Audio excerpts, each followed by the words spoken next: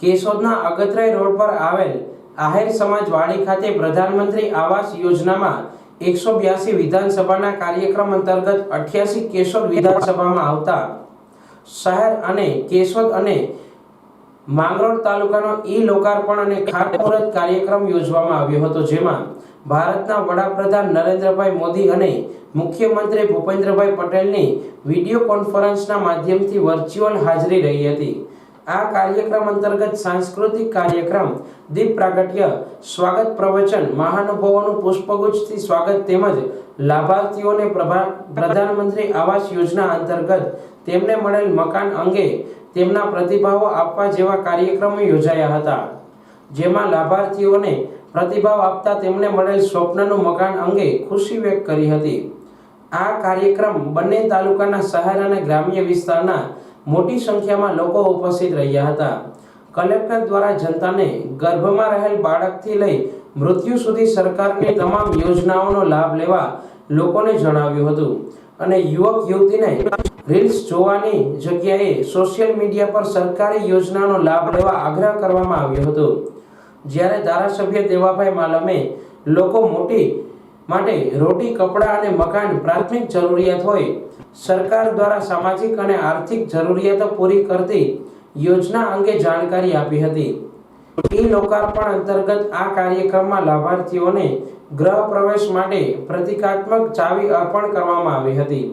આ પ્રસંગે કલેક્ટર અનિલ કુમાર રાણાવાસિયા, ધારાસભ્ય દેવાભાઈ માલમ, માજી ધારાસભ્ય વંદનાબેન મકવાણા,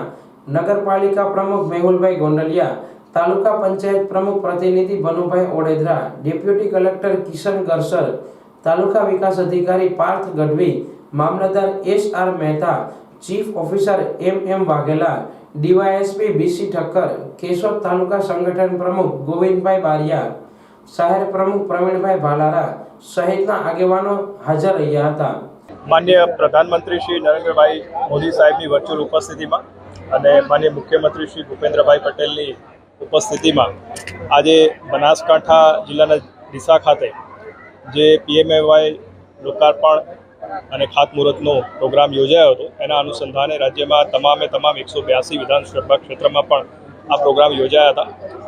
અને એમાં જૂનાગઢ જિલ્લાના 5 વિધાનસભા ક્ષેત્રમાં આ કાર્યક્રમ આજે યોજવામાં આવ્યો હતો, જેમાં મોટી સંખ્યામાં લોકો ઉપસ્થિત રહ્યા હતા। આજે અમે કેશોદ ખાતે આ કાર્યક્રમમાં ઉપસ્થિત રહ્યા હતા, જેમાં સ્થાનિક ધારાસભ્ય શ્રી દેવાભાઈ માલમ પણ અને પદાધિકારીઓ પણ મોટી સંખ્યામાં આજે હાજર રહ્યા હતા। જિલ્લામાં કુલ 1700 જેટલા લોકોને આજે પોતાનું ઘર આ કાર્યક્રમના માધ્યમથી મળ્યું છે, જેની કિંમત લગભગ 27 કરોડ રૂપિયા જેટલી થાય છે અને દેશભરમાં અને રાજ્યમાં પણ ખૂબ મોટી સંખ્યામાં લોકોને આ આવાસ યોજનાનો લાભ થઈ રહ્યો છે અને મોટી સંખ્યામાં લોકો આજે હાજર રહી પોતાના જે પ્રતિભાવો છે એ પણ આપ્યા હતા કે આવાસ થકી એમને કેવી રીતે લાભ થઈ રહ્યો છે। ઉપરાંત સરકારશ્રીની વિવિધ યોજનાઓનો પણ સરકારના આ પ્લેટફોર્મ મારફતે આપણે લાભ આપી રહ્યા છે અને એનો લોકો ખૂબ એનો લાભ ઉઠાવી રહ્યા છે। પ્રધાનમંત્રી આવાસ યોજના અંતર્ગત કલેક્ટર અનિલ કુમાર રાણાવાસિયાને કેશોદમાં અફોર્ડેબલ હાઉસિંગ મિશન અંતર્ગત આવાસ મળ્યા છે, ત્યાં લાભાર્થીઓને હજુ સુધી બ્લોક મળ્યા ન હોય તેમજ જેમણે બ્લોક મળેલા છે તે લાભાર્થીઓ હજુ રહેવા આવ્યા ન હોય, ત્યાં આવારા તત્વોનો અડ્ડો બન્યો હોય, આ બ્લોકમાં અનેક ચીજ વસ્તુઓની ચોરી થતી હોય તેના આક્ષેપ અંગે પૂછવામાં આવતા કલેક્ટરે તેમની પ્રતિક્રિયામાં ચીફ ઓફિસરને જાણ કરી જરૂરી અહેવાલ મંગાવી કાર્યવાહી કરવા સૂચના આપશે તેમ જણાવ્યું હતું। કેશોદમાં અફોર્ડેબલ હાઉસિંગ મિશન અંતર્ગત એક આવાસ યોજના બની છે ઉતાવળી નદી કાંઠે,